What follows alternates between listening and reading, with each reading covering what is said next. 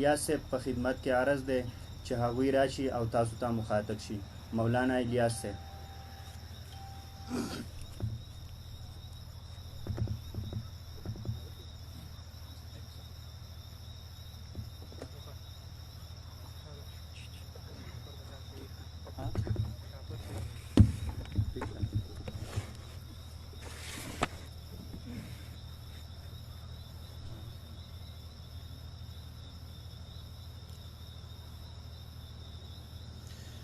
نحمده ونصلي على رسوله الكريم اما بعد فاعوذ بالله من الشيطان الرجيم بسم الله الرحمن الرحيم قال تبارك وتعالى ثم لتسألن يومئذ عن النعيم وعن النبي صلى الله عليه وسلم لا تزول قدم عبد حتى يسأل عن خمس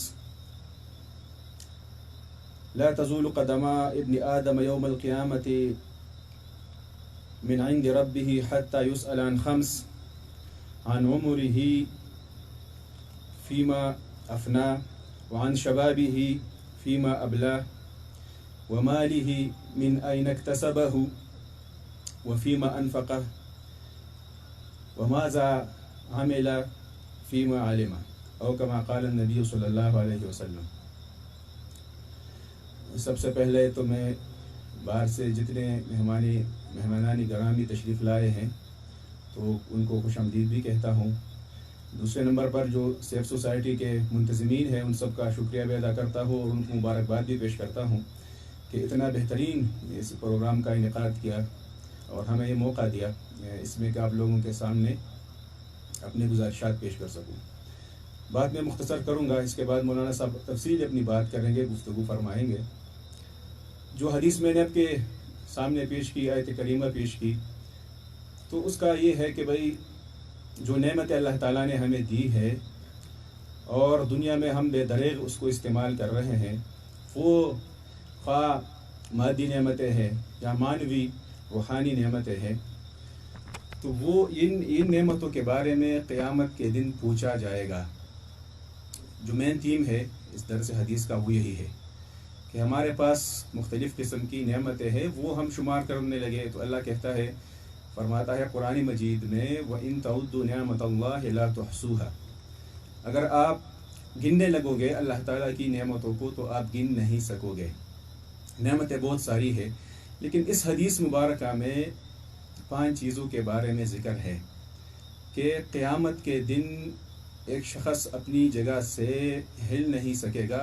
حدیث کے مختلف الفاظ آئے ہیں مختلف کتابوں میں، لیکن سب کا مفہوم یہی ہے کہ قیامت کے دن اپنی جگہ سے ہل نہیں سکے گا، آگے نہیں جا سکے گا جب تک 5 نعمتوں کے بارے میں اپنا وہ حساب نہ دے.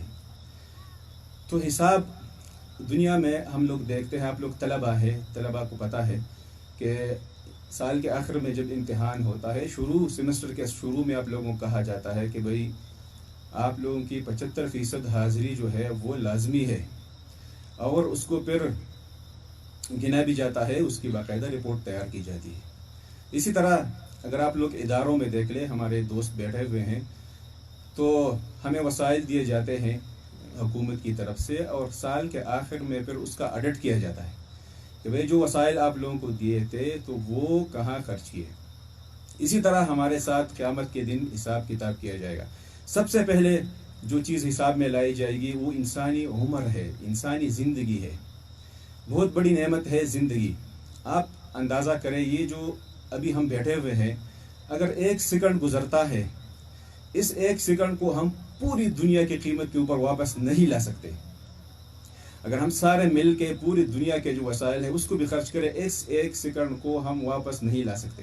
اتنی قیمتی ہے یہ چیز، یہ دنیا یا زندگی. تو یہ جو عمر ہے اس کے بارے میں قیامت کے دن پوچھا جائے گا کہ آپ کو جو عمر دی گئی تھی وہ کس چیز میں آپ نے خرچ کی ہے یا صرف کی ہے. آیا اس کو اللہ تعالیٰ کی اطاعت، نبی علیہ السلام کی اطاعت اور اسلامی احکامات کے مطابق اس زندگی گزارا ہے، یا آپ شیطان اور دجال اور اس کے صف میں کھڑے تھے؟ اس کو تقوی والی زندگی گزاری ہے یا اللہ کی نافرمانی والی زندگی گزاری ہے؟ اس کے بارے میں پوچھا جائے گا. میں ایک مختصر واقعہ آپ کے سامنے رکھتا ہوں، بات میں مختصر کروں گا. میر صاحب نے حکم دیا ہے کہ 10 منٹ سے زیادہ نہ ہو. ہارون الرشید کا نام آپ لوگوں نے سنا ہوگا. وہ اس کے زمانے میں ایک مجذوب تھا. یہ مجذوب لوگ جو بہکی باتیں کرتے ہیں، تو وہ ایسے ہارون الرشید اس کا مذاق اڑاتا تھا.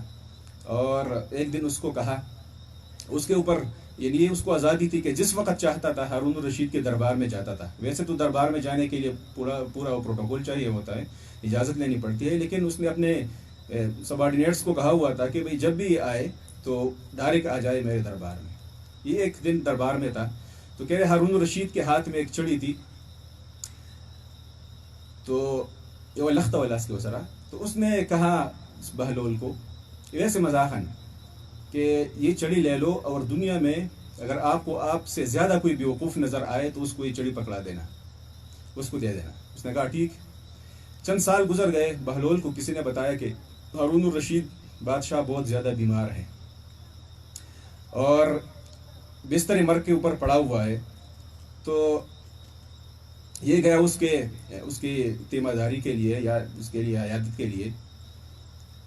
تو جب گیا اس کے پاس، اس سے پوچھا کہ کیا حال ہے. اس نے کہا بہت لمبا سفر درپیش ہے، یعنی ابھی جانے والا ہو دنیا سے. تو اس نے کہا کہ کوئی تیاری کی ہے وہاں کے لیے، یعنی واپس کب آؤ گے. اس نے پوچھا جب آپ نے جانا ہے تو واپس کب آؤ گے. اس نے کہا وہاں سے یہ تو ایسی جگہ ہے کہ وہاں سے کوئی واپس نہیں آتا. تو اس نے کہا جب واپس نہیں آتا تو آپ نے وہاں جانے کے لیے کوئی تیاری کی ہے، کوئی فوج وہاں بھیجی ہے، کوئی وہاں اپنا پر ملازمین خدام حشام یہ سارے بھیجے ہوئے کہ نہیں. اس نے کہا کسی کو بھی نہیں بھیجا، وہاں تو کوئی بھیج نہیں سکتا.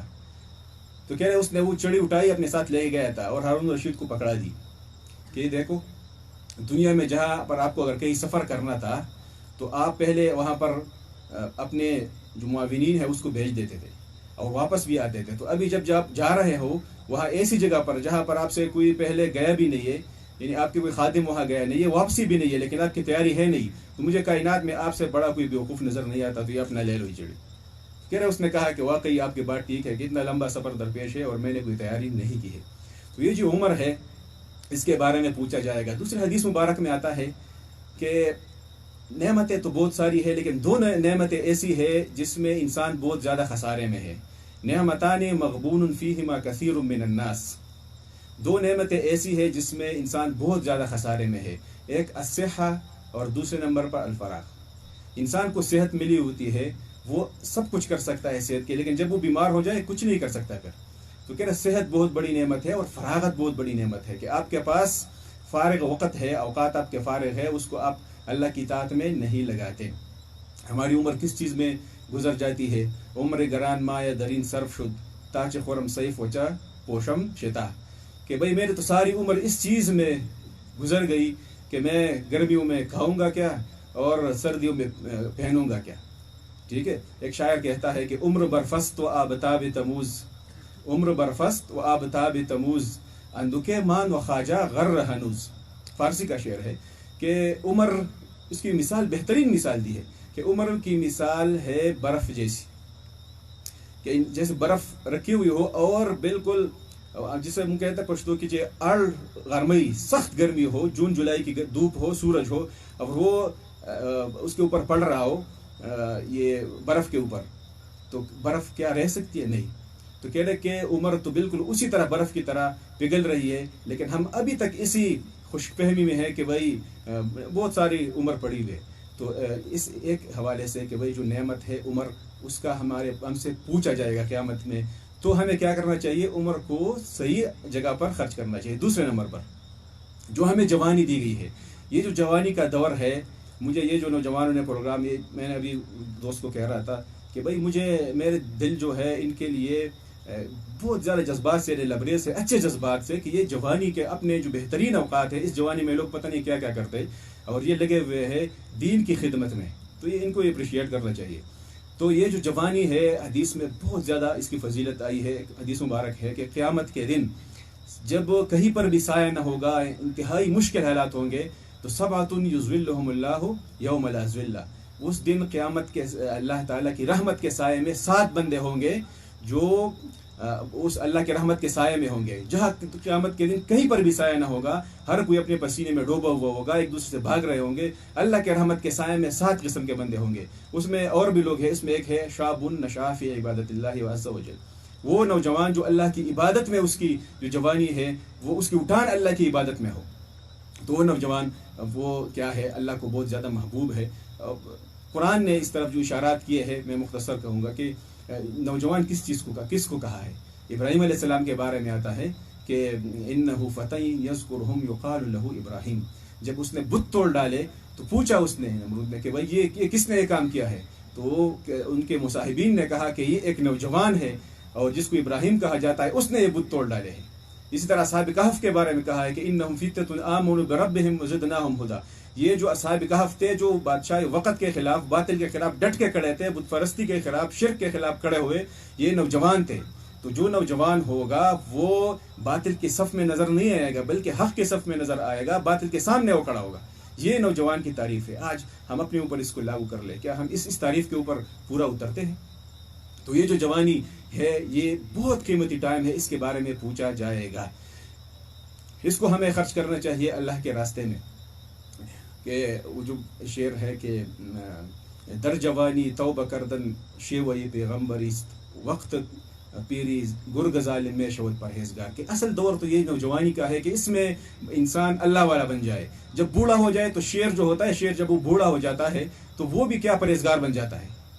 تو ہونا چاہیے کہ جو جوانی ہے اس کو نیک کاموں میں خرچ کیا جائے۔ تیسرے نمبر پر جو مال ہے کہ بھائی اس کے بارے میں پوچھا جائے گا کہاں سے خرچ کیا ہے اور کہاں سے آپ نے کمایا ہے اور کہاں خرچ کیا ہے۔ اس سے ہمیں یہ معلوم ہوتا ہے کہ بھائی اسلام میں مال خرچ کرنے کی تو بہت ترغیب ہے، لیکن کمانے کے اوپر بھی کوئی پابندی نہیں ہے۔ اس لیے تو القاسب حبیب اللہ آیا ہے۔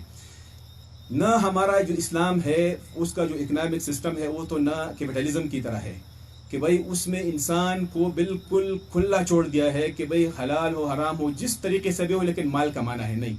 نہ سوشلزم کی طرح ہے کہ بھئی آپ پرائیویٹ اپنا اونرشپ نہیں رکھ سکتے، نہیں۔ ایک اعتدال والا راستہ ہے کہ آپ مال کماؤ گے لیکن اللہ اور رسول کے احکامات کے مطابق مال کمانا، مال خرچ کرنا، exchange of wealth, distribution of wealth, consumption of wealth اور انکم، یہ ساری چیزیں اسلامی تعلیمات کے مطابق ہوں گی۔ اس میں سے کیا نقطہ نکلتا ہے کہ اسلام صرف عبادات تک محدود نہیں ہے، اسلام نے ہمیں سیاسی نظام دیا ہے، معاشی نظام دیا ہے، معاشرتی نظام دیا ہے، ہر حوالے سے اصولی تعلیمات موجود ہے۔ اور آخر میں جو چیز آپ سے پوچھی جائے گی وہ علم کے بارے میں کہ بھائی علم کی وجہ سے فضیلت کتنی آئی ہے۔ ہم نے سنا ہوگا علماء سے کہ جو لوگ علم حاصل کرتے ہیں، طلبہ علم ہوتے ہیں، فرشتے ان کے سامنے پر بچھاتے ہیں، سمندروں میں جو مچھلیاں ہیں وہ دعائیں کرتی ہے، اور اس کے بہت سارے فضائل ہیں۔ اس کی نیند جو ہے وہ لوگوں کے عبادت گزار کے بیداری سے اور عبادت سے بہتر ہے، لیکن پکڑ بھی زیادہ ہے۔ آپ لوگوں نے دیکھو قرآن میں دیکھا ہوگا کہ اس میں اہل کتاب کے بارے میں کہا جا رہا ہے کہ ان الذین حملوا التوراۃ ثم لم يحملوها كمثل الحمار يحمل اسفارا۔ دیکھو انہیں علم کی فضیلت بھی بہت زیادہ ہے، علم کی فضیلت بھی زیادہ ہے، لیکن وہ مثال بھی دیکھ لے، گدھے کی مثال دی ہے کہ جو لوگ اہل تورات ہے جنہوں نے کتاب سیکھی، اس سے مراد ضروری نہیں کوئی عالم ہو، لیکن کسی کے علم میں کوئی نیک بات آ جائے اور اس کے اوپر وہ عمل نہیں کرتا، تو اس کیا وہ مصداق ہے کہ اس کی مثال گدھے جیسی ہے کہ گدھے کے اوپر آپ کتنی بھی کتابیں لاد کے ڈالو وہ اس کے اوپر عمل نہیں کرتا۔ دوسری جگہ پر جو بلعام ابن باعور تھا موسیٰ علیہ السلام کے دور میں، اس نے اپنے وہ بڑا عالم تھا، اس کے اوپر عمل نہیں کیا، اس کی مثال کس چیز سے دی ہے؟ کتے سے مثال دی ہے، اتنی بری مثال دی ہے کہ بمثلہ کمثل الکلب ان تحمل علیہ یلہث او تترکہ یلہث، کہ اس کی مثال کتے جیسی ہے، اگر آپ اس کے اوپر حملہ کرو گے تو بھی وہ کیا کرتا ہے، آپ کے اوپر حملہ ور ہوتا ہے اور رال ٹپکتا ہے، اور اگر آپ چھوڑ دیتے ہو پھر بھی وہ کیا کرتا ہے، بھونگتا ہے، رال ٹپکاتا ہے۔ تو کتے اور گدھے کی مثال دی ہے۔ تو جو علم، جو چیزیں ہم سیکھ لے، یہاں اس مجلس میں ہم بیٹھے اس نیت سے کہ جو چیز ہم سنیں گے، سیکھیں گے، وہ عمل کریں گے اس کے اوپر۔ حدیث مبارک میں آتا ہے کہ قیامت کے دن ایک شخص جو ہے اس کی انتڑیاں نکل آئی ہوگی، وہ باندھا ہوگا کلمے بے اسی طرح شوی جیسا گدھا ہوتا ہے وہ گھومتا ہے، چکیبتا سلی دلی اس طرح ہی گھوم رہا ہوگا۔ تو لوگ گزریں گے وہاں سے، کہیں گے کہ بھئی آپ تو فلانے بندے نہیں تھے، ہمیں آپ نیک عمل کرنے کی ترغیب دیا کرتے تھے۔ تو کہے گا کہ ہاں میں وہی شخص ہوں جو آپ لوگوں کو نیک عمل کرنے کی ترغیب دیتا تھا، خود نہیں کرتا تھا، برے کاموں سے آپ لوگوں کو روکتا تھا، خود اس میں شامل ہوتا تھا۔ تو اللہ ہم سب کو اس سے بچائے۔ خلاصہ پھر بھی کہ بھائی یہ جو نعمتیں ہیں، جتنی بھی نعمتیں ہمارے پاس ہو، اس کی قدر کرنی چاہیے، اس کو اللہ تعالیٰ کی رضا جوئی میں، اللہ کی رضا میں اور آخرت کے امور میں اس میں خرچ کرنا چاہیے. اور آخر میں سب کا پھر شکریہ ادا کروں گا. وما علینا الا البلاغ. صدق اللہ.